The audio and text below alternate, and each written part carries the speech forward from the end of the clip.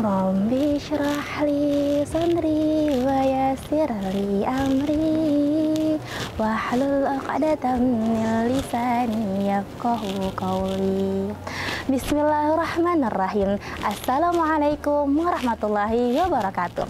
Alhamdulillahilladzi arsala rasulahu bil huda wad dinil haq liyudhhirahu 'ala dini kulli walau karihal kafirun walau karihal musyrikun walau karihal munafiqun. Asyhadu an la ilaha illallah wa asyhadu anna Muhammadan abduhu wa rasuluh la nabiyya wa la rasula ba'dah. Amma ba'du. Puji dan syukur marilah kita haturkan kehadirat Allah Subhanahu wa taala sebagai pencipta kita, langit dan bumi, aku beserta Anda sekalian. Salat beserta salam marilah kita curahkan kepada Habibana wa Nabiyana Muhammad sallallahu alaihi wasallam. Beliau ialah perantara ilahi, pembawa panji-panji suci untuk umat manusia agar lebih manusiawi. Allah berfirman, A'udzu billahi minasy syaithanir rajim. Bismillahirrahmanirrahim. Innal ladzina qalu rabbunallahu tsumma istaqamu wala khaufun 'alaihim wala hum yahzanun.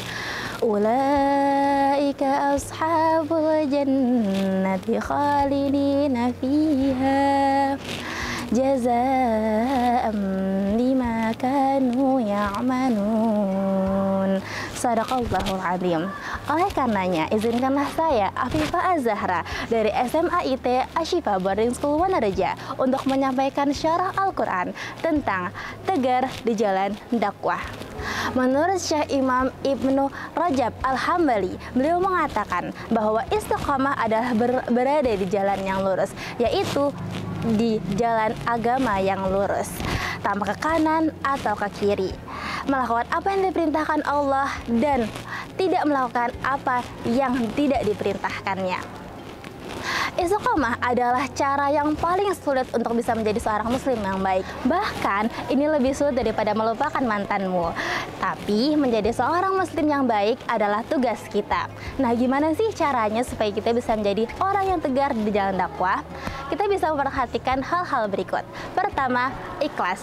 Sebagai seorang muslim, kita melakukan apapun itu harus karena Allah Subhanahu wa taala. Dari sinilah kita akan ingat bahwa Allah selalu berada bersama kita. Dari sinilah kita akan mengerti, kita akan memahami bahwa kita tidak boleh keluar dari jalan yang benar. Yang kedua adalah muhasabah. Muhasabah artinya mengintrospeksi diri, mengoreksi diri sendiri terhadap perbuatan, niat, dan sifat-sifat kita. Jika ada yang salah, maka kita hendaknya untuk memperbaiki segala kesalahan-kesalahan itu. Yang ketiga ialah interaksi dengan Al-Quran. Nah, sebagai seorang muslim yang baik, Al-Quran adalah jalan petunjuk bagi kita. Ia adalah cahaya dan penuntun umat manusia. Al-Quran mengatur hubungan kita, hubungan dengan manusia, dengan kerabat, teman, saudara, bahkan hubungan kita bernegara. Dari sinilah Rasulullah telah menitipkan Al-Quran kepada kita. Rasulullah menitipkan kita dua hal, yang jika kita berpegang teguh pada dua hal ini, kita tidak akan tersesat dunia maupun akhirat, yaitu Al-Quran dan As-Sunnah. Dan cara yang terakhir adalah kita terus membaca kisah-kisah menarik tentang orang-orang yang tegar di jalan dakwah. Sebagai seorang muslim, kita memiliki figur-figur terbaik yang harus kita ikuti, yang harus kita teladani. Nah, bukan mereka yang berjoget-joget depan kamera, bukan pula mereka yang menghambur-hamburkan harta, tapi inilah mereka yang selalu berada di jalan ketaatan.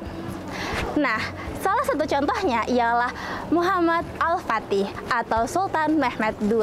Beliau tidak pernah meninggalkan sholat fardu, rawatib, dan tahajudnya mulai dari balik hingga kematian beliau. Oleh karenanya, sebagai seorang muslim, untuk menyambut Ramadan yang bahagia, menyambut bulan yang mulia, marilah kita bersama-sama membenahi diri, hati, dan teman-teman di lingkungan kita.